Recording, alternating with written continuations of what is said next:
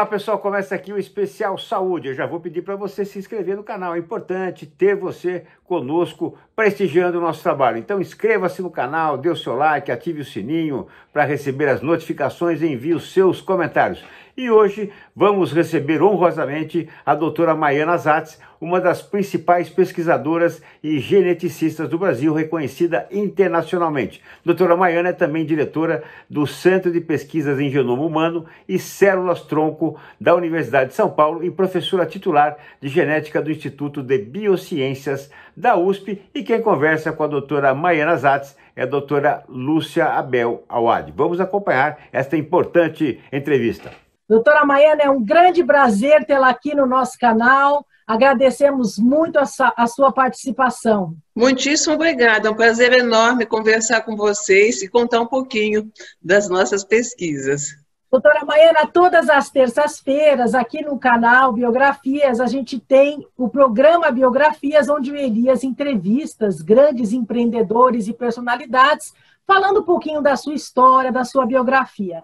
Então, por favor, a senhora poderia contar um pouquinho da sua história, como essa paixão aconteceu pela ciência? A paixão foi desde criança. Eu sempre me interessei por livros de cientistas, as descobertas. Eu sempre achei isso fascinante. E aí, desde criança, eu tinha decidido que eu ia ser uma cientista. Durante muito tempo eu achei que eu ia fazer medicina, mas eu me apaixonei pela genética. E na época que eu fiz, não tinha genética na medicina, então eu resolvi fazer biologia e me especializei em genética humana e médica, fiz um pós-doutorado nos Estados Unidos em genética médica e tenho trabalhado com doenças genéticas desde então. Então, doutora Maiana, a pandemia desse novo coronavírus, ele chegou ao Brasil em meio a um cenário com cortes de bolsas, defasagem tecnológica de laboratório, fuga de cientistas para outros países, e o Brasil reagiu muito tarde, dando uma resposta a essa pandemia, com falta de testes, falta de reagentes, né? E esse cenário da pandemia expôs o Brasil a uma situação de vulnerabilidade, principalmente porque não investiu em ciência, tecnologia e inovação nos últimos anos, né? E como a gente sabe, você é uma defensora da ciência no Brasil, luta pelos governos entenderem a real necessidade de pesquisa, inovação, né, no Brasil. E como você mesmo fala, investir em pesquisa é muito mais barato que investir em tratamento. Você acha que essa pandemia ela vai trazer alguma lição para nós em relação a isso? Olha, eu gostaria muito, mas não vejo isso acontecendo agora. Tanto é que em São Paulo nós temos a FAPESP, a Fundação de Amparo à Pesquisa do Estado de São Paulo, que é uma fundação absolutamente fantástica para apoiar as pesquisas. Todos os projetos de excelência são apoiados pela FAPESP. E agora existe um projeto de lei que vai ser julgado na Assembleia, onde se diz que a FAPESP está com excesso de recursos e que ele devia transferir esse excesso de recursos para o governo. Quando, na realidade, não existe excesso de recursos, porque o que a FAPESP faz é sempre, quando ela aprova um projeto, é a longo prazo, né? Então, esse dinheiro está todo comprometido. Né? Não existe nenhum excesso de recursos, né? E a gente espera, então, que os deputados que vão aprovar essa lei, que eles percebam da importância de não se fazer cortes nem na FAPESP e nem nas universidades de São Paulo, onde acontece a pesquisa. São Paulo é responsável por 40% da pesquisa nacional. Né? E, inclusive, essa semana passada, eu dei uma entrevista para um jornalista da revista Science, que me perguntou o que iria acontecer se houvesse o corte de verbas da FAPESP. Ele disse assim, o governo federal vai suprir essa diferença? Eu caí na gargalhada, eu falei, olha, o que acontece é exatamente o contrário. Há anos que a gente está cada vez com menos verbas do governo federal e São Paulo é que está nos salvando. Se tirar de São Paulo, não vai sobrar nada, né? Então, já tivemos muitas fugas de cérebro e continua ocorrendo e vai ocorrer cada vez mais, né? Então, eu espero que os deputados percebam a importância de se investir em ciência, né? Porque senão a gente realmente vai ter um atraso irreversível, porque ciência, como você sabe muito bem, não é uma coisa que você pode interromper e dizer, olha, daqui 6 meses eu vou retomar. Não, se você para, você perde tudo aquilo que já foi feito, né? E ciência também você não faz de um dia para o outro, são investimentos a longo prazo. Então, tudo que a gente está conseguindo fazer agora é porque houve investimentos durante anos em tecnologia, em equipamento, em recursos humanos. Então, esse investimento é que está permitindo que, quando vem um novo problema, como o caso da coronavírus, que a gente possa rapidamente atacar o problema, investigar e ver se a gente pode dar alguma contribuição. Sem sombra de dúvida. E a gente sabe que nós temos excelentes cientistas, né, professores e que estão no Brasil, né, e infelizmente acabam indo para outros países por falta de estrutura, de investimentos. A gente sabe que os reagentes para desenvolver as pesquisas são muito caros, muitas vezes importados. A gente vê aí pelo PCR, né, a corrida que foi em busca de reagentes, as pessoas precisando ser testadas, e a gente sem testes, a gente sem ter uma abordagem do cenário dessa pandemia por falta de teste. Ou seja, a ciência é extremamente essencial, né? Então, não é uma questão de escolha, que hoje nós estamos à dependência de uma vacina, e a vacina depende de ciência, de pesquisa, né? O mundo parou por conta de um vírus, e isso pode acontecer em outros momentos com outros vírus também, nós estamos à mercê, né?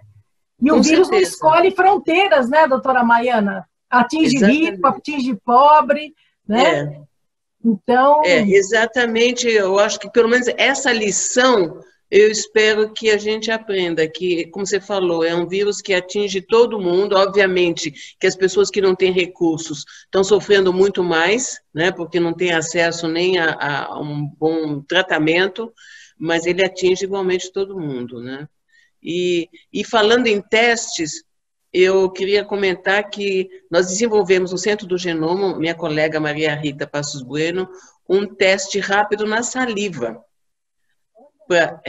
E ela está tentando, e cada vez mais ela está conseguindo trabalhar só com reagentes nacionais. Porque, como você lembrou muito bem, importar reagentes também é um pesadelo, demora não sei quanto tempo, custa super caro, né? Então, ela desenvolveu esse teste e está tendo resultados muito bons, onde você pode, na saliva, testar se você está com uma viremia ou não.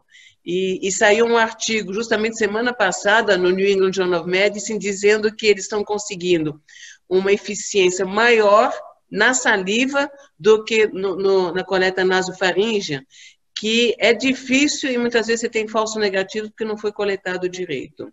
E, doutora Maiana, assim, a gente ainda tem muitas perguntas sem respostas, né, relacionadas à Covid-19, principalmente relacionado a pacientes graves, em relação àqueles pacientes assintomáticos que não desenvolvem sintoma nenhum, mas que acabam se infectando, né? E é um dilema, e a ciência ainda não conseguiu responder, né? Uns dizem que é o repertório de células da resposta imune, a exposição a outros tipos de coronavírus, que desencadeou linfócitos que acabam protegendo contra esse SARS-CoV-2. Outros dizem que é relacionado à tipagem sanguínea, pacientes do tipo A são mais suscetíveis. Eu queria saber de você, como cientista, se você teria alguma opinião para tentar explicar para as pessoas assim, quais seriam as possibilidades possíveis da gente observar tamanha discrepância de sintomatologia de paciente grave com esses que não sente absolutamente nada. Você tem num extremo casos gravíssimos que vão a óbito, infelizmente, e do outro lado pessoas assintomáticas, né? E isso fala muito a favor de um componente genético, né? Com risco, com genes de risco e genes de proteção. Então, genes de suscetibilidade e genes protetores, né? E a gente quer, então, descobrir o que são esses genes, o que eles fazem. Porque a variabilidade é enorme e é difícil você categorizar, né, as várias formas clínicas. Então, o que nós focamos? Em pacientes que foram a óbito, né, e pacientes assintomáticos. Então, os que foram a óbito, nós estamos colaborando com o professor Paulo Saldiva, da Faculdade de Medicina, e que está nos fornecendo amostras de pacientes que eles estão fazendo autópsias e eles oferecem um pedacinho de pele para a gente fazer o estudo genômico, né? E nós temos já 30 pacientes coletados. E do outro lado, nós resolvemos focar nos assintomáticos. E como é que a gente está coletando essas amostras? Então, o primeiro caso que eu estudei foram de vizinhos nossos, que são amigos, um casal onde ele teve todos os sintomas do Covid-19, ficou 2 semanas muito mal, com febre alta, tosse, falta de odor, e a esposa que cuidou dele não teve absolutamente nada, né? E me chamou a atenção. E aí, no começo eu achava que era uma coisa rara, porque você não pode imaginar um contato maior do que entre casais, né? Dividindo a mesma cama. E aí eu me interessei e fui à mídia e disse, olha, a gente tem interesse em casos assim, vocês conhecem mais algum caso? Bom, o segundo caso que apareceu foi de uma aluna minha, que foi aluna faz muito tempo, e disse, olha, o meu pai, de 72 anos, ficou 2 semanas internado com Covid-19, a minha mãe não teve nada, e a minha avó, de 98 anos, que mora junto, também não teve nada. Ninguém teve nada, a não ser meu pai, tá? E aí eu falei, bom, a coisa não deve ser tão rara. E, de fato, então, nós começamos a divulgar essa pesquisa. Nós temos um e-mail especial, que é estudocovid@gmail.com. E aí nós começamos a receber e-mails. E nós já recebemos mais de 800 e-mails de pessoas dizendo nós estamos na mesma situação e nós estamos dispostos a colaborar com a pesquisa de vocês. Ai, doutora Maiana, eu gostaria que a senhora repetisse esse e-mail para as pessoas que estão nos ouvindo e que devem ter casos semelhantes e aí podem também participar do projeto, né? Do estudo. Então, é o estudocovid, tudo junto, @gmail.com. Tá. Então, essa semana a gente vai completar a coleta de 100 casais. São 200 pessoas, onde foi infectado e sintomático, alguns mais leves, outros mais graves, mas todos tiveram sintomas de Covid-19, e o outro não teve absolutamente nada. Tá? Bom, então, entre os assintomáticos, a gente tem aqueles que têm a sorologia positiva, então você sabe que essa pessoa foi infectada, mas não desenvolveu sintomas, e tem outros que têm a sorologia negativa, apesar de ter tido contato muito próximo com alguém infectado, né? E essas pessoas a gente chama de resistentes. Bom, qual é a primeira surpresa? É que a gente está vendo que o número de pessoas que a gente classifica como resistentes é muito maior do que aquilo que a gente imaginava, né? E essas pessoas não são identificadas em estudos populacionais, né? Então, a gente está sabendo que elas são resistentes exatamente porque a gente sabe que elas tiveram um contato muito próximo com alguém infectado, né? Então, a primeira grande questão é qual seria a frequência dessas pessoas na população, né? Porque quando se fala de a imunidade de rebanho, as pessoas estão medindo as pessoas que têm anticorpos e que se imagina que essas seriam já imunes. Uhum. Mas ninguém sabe qual a frequência de pessoas que são imunes, porque tem outras maneiras, né, outros mecanismos de desenvolver imunidade, e que não estão sendo identificados em estudos populacionais, né? Então, essa é uma das primeiras perguntas que a gente quer responder. E a segunda, qual é o mecanismo imunológico que essas pessoas usam para dar um baile no coronavírus, né? O coronavírus nem penetra nessas pessoas, né? E para isso nós estamos, então, colaborando com o grupo do professor Edécio Cunha e Jorge Calil, e que vão estudar essa parte imunológica. Então, nós vamos estudar a parte genética e eles vão estudar essa parte imunológica e eu espero que a gente tenha uma resposta para entender melhor, né, como é que é o sistema imune dessas pessoas. Para entender, o seu estudo com esses pacientes, ele visa fazer o quê? A avaliação de um polimorfismo genético em torno de diversos genes, ou você está olhando para genes específicos? Então, nós vamos olhando, quando a gente faz o estudo genômico, a gente não estuda 2, 3 genes, a gente vai estudar todos os genes e justamente vamos comparar os sintomáticos com os assintomáticos, né? O nosso palpite é que é uma herança complexa, não tem um gene só que possa explicar. A não ser, talvez, nos casos que foram a óbito sem comorbidades, tá? Esses casos pode ser que tenham o que a gente chama de gene de risco, né? O professor Saldiva encontrou 2 crianças que morreram, infelizmente, de Covid-19. Então, esses podem ter genes de risco, mas os de proteção, a gente acredita que seja uma herança mais complexa, e por isso que o estudo genômico vai poder nos responder quais são esses genes, né, de suscetibilidade. A pesquisa é fundamental nisso, né, doutora Maiana?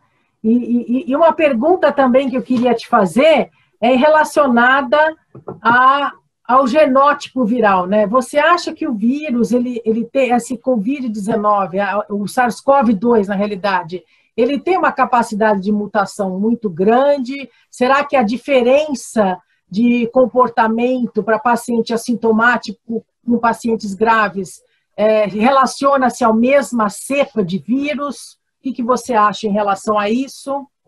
Então, eu conversei justamente essa semana com a professora Esther Sabino, que trabalha justamente com esses vírus, e ela acha que não, que ele não tem muita capacidade de mutação, né? Mas, justamente, a pesquisa que a gente está fazendo, coletando amostras de pessoas da mesma casa, isso pelo menos tira essa variável, né? Porque a gente sabe que eles foram infectados pelo mesmo vírus. Tem alguns casos de reinfecção, né? Parece que são raros, mas que foram já relatados, e aí esse sim vai ser extremamente importante saber se o vírus ficou lá latente e reacendeu, né? Ou se são vírus... outro vírus. Porque no caso que foi descrito na China, parece que era outro vírus. O Hong Kong, essa pessoa que acabou sendo infectada em março, apresentou um genótipo diferente do que apresentou agora, né? Então, por isso que eles caracterizaram como reinfecção. Sim. Né?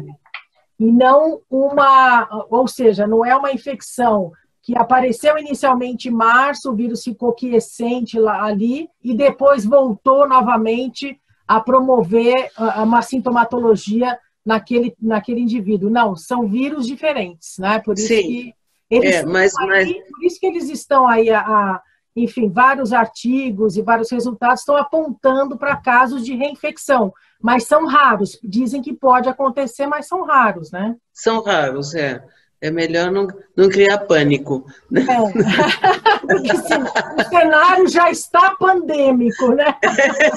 Sem vacina, sem nada. Então, melhor que fiquem raros mesmo e ponto, né?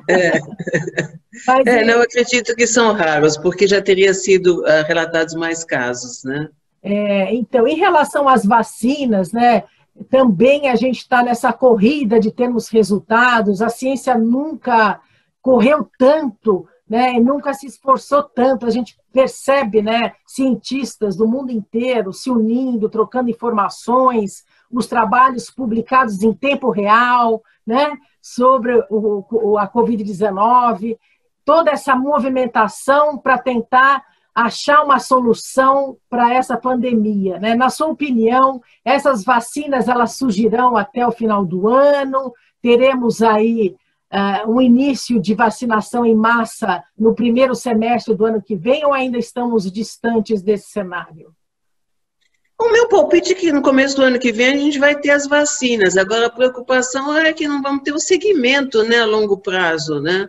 Então, primeiro, a gente não vai saber efeitos colaterais, né, que pode surgir dependendo da vacina, e segundo, qual é a durabilidade, né, da imunização. O meu palpite é que vai ser que nem gripe, que a gente vai ter que tomar todo ano, e que provavelmente o vírus, com o tempo, ele vai se tornando menos virulento. Então, em vez de tomar vacina para 3 tipos de influenza, você vai tomar por mais o coronavírus, né? Esse é meu palpite, mas obviamente o futuro dirá se é verdade ou não. Mas é um pouco, por um lado, todo mundo diz vamos tomar vacina, mas é um pouco preocupante você dizer, olha, eu vou tomar uma vacina sem saber os efeitos colaterais, né? Tudo bem que o cenário é uma pandemia, mas eu acho que tem que ter um rigor, né, em relação a resultados, ainda mais se tratando de um produto de imunização em seres humanos, né? Nesse sentido, o tempo falou muito a nosso favor, porque os médicos estão aprendendo muito, né, em relação de como tratar, né? E muitas das coisas que se faziam no começo, hoje se sabe que não é adequado e mudaram totalmente, né, o manejo dos pacientes. Mas então eu gostaria de encerrar aqui a nossa entrevista.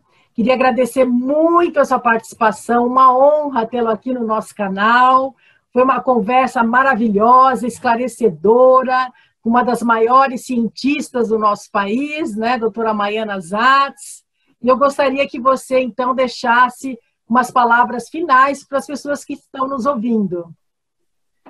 Então, primeiro eu queria agradecer novamente o convite, dizer que ser pesquisadora, ser cientista é fascinante, porque cada pergunta que a gente responde é um leque de novas perguntas, né? E é isso que nos move. Eu digo que a diferença de ser cientista e não cientista é que a gente tem uma curiosidade mórbida, a gente quer entender mais, a gente não se contenta só em observar, né? E foi por isso que eu me envolvi no coronavírus, né? Porque eu disse, bom, como é que a gente explica essa variabilidade clínica, né? Eu não podia ficar só olhando, eu quero tentar entender mais, né?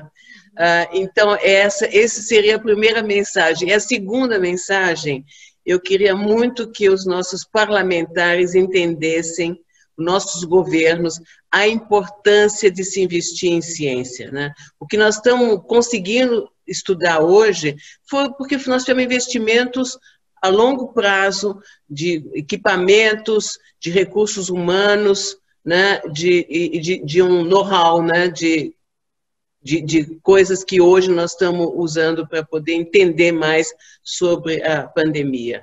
Então, é extremamente importante que os governantes se sensibilizem sobre a importância de se investir em ciência e tecnologia. Muito obrigada. Recado dado, espero que realmente ocorram essas mudanças o mais breve possível e a ciência possa ser desenvolvida com magnitude aqui no nosso país. Doutora Maiana, muito obrigada pela sua participação e espero revê-la em outra oportunidade aqui no nosso programa. Acompanhamos, portanto, a doutora Lúcia Belawad nesta conversa elucidativa sobre tantos aspectos envolvendo a pandemia com a doutora Maiana Zatz, uma das principais geneticistas do Brasil, reconhecida internacionalmente, professora do Departamento de Genética e Biologia Evolutiva do Instituto de Biociências da Universidade de São Paulo. Obrigado pela sua companhia, inscreva-se no canal e até o próximo programa. Tchau, pessoal!